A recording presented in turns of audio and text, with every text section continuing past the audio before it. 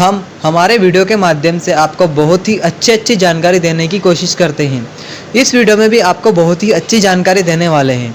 हम देखेंगे कि 2099 तक हमारी औसत उम्र 40 से कम हो जाएगी। 2064 से हमारी उम्र घटने लगेगी। इस साल भारत 142.2 करोड़ लोगों के साथ चीन को पीछे छोड़कर दुनिया की सबसे बड़ी आबादी वाला देश बन सकता है।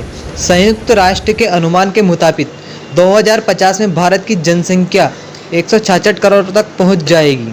इस अवधि में चीन की आबादी घटकर 131 करोड़ होगी और 2064 से भारत अपनी जनसंख्या के चरम पर पहुंच जाएगा और इसके बाद गिरावट शुरू हो जाएगी। वहीं चीन में 2025 से आबादी घटनी शुरू हो जाएगी। चीन की तुलना में भारत की बढ़ती आबादी नुकसान के बजाय हमारे विकास के लिए फायदेमंद साबित होगी।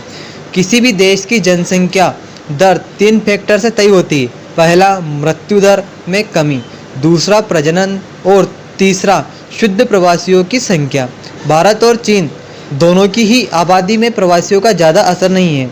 1950 और 1960 के दशक में दोनों देशों की प्रजनन दर भी लगभग एक सी थी, मगर 1980 में चीन ने एक ही बच्चे की नीति सख्ती से लागू कर दी, जिससे वहां प्रजनन दर अप्रत्याशित रूप से कम होने लगी। वहीं भारत ने भी आज़ादी के बाद परिवार नियोजन जैसे कार्यक्रम अपनाए, लेकिन इमरजेंसी को छोड़ दे तो व्यापक स्तर पर इसका सकारात्मक असर ही रहा।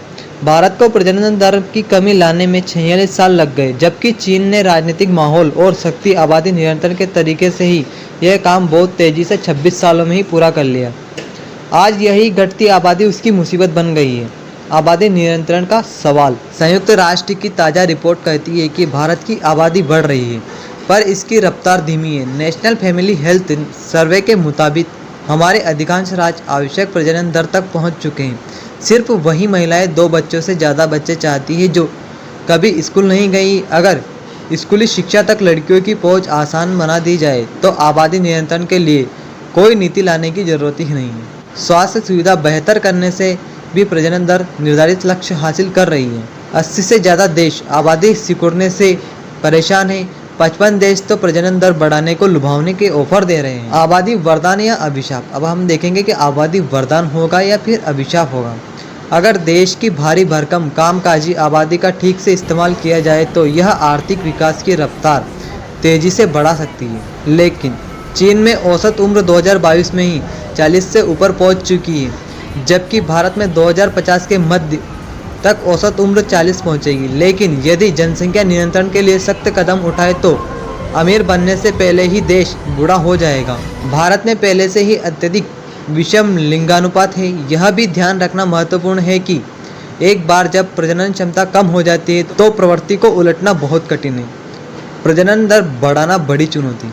विश्व स्तर पर मानव आबादी घट रही है और यही भू राजनीतिक और अर्थव्यवस्था के लिए बड़ा खतरा है।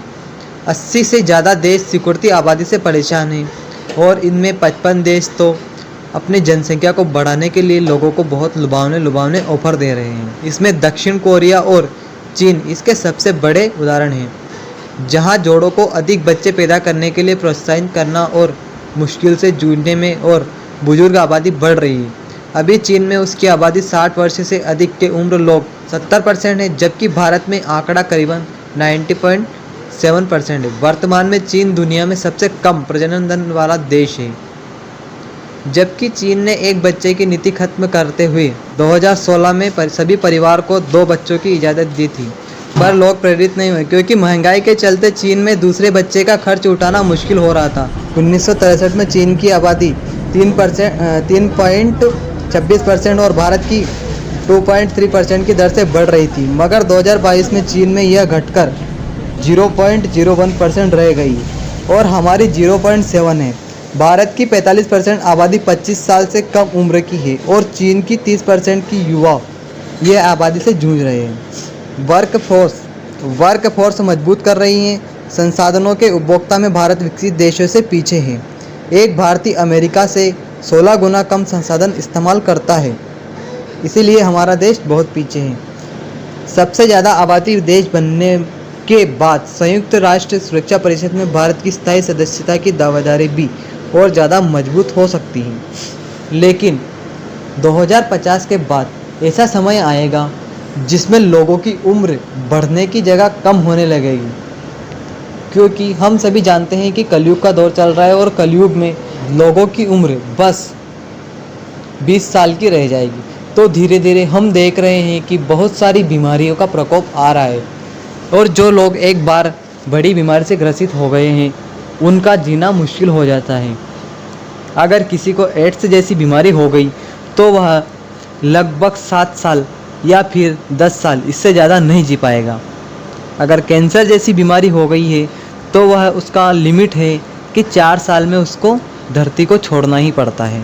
ऐसी बीमारियों से ग्रसित होकर लोगों की उम्र कम होने लगेगी और उनके खान पान रहन सहन में भी परिवर्तन होगा, जिससे 2050 से लेकर 2099 तक लोगों की उम्र घटकर लगभग 40 के समथिंग ही रह जाएगी।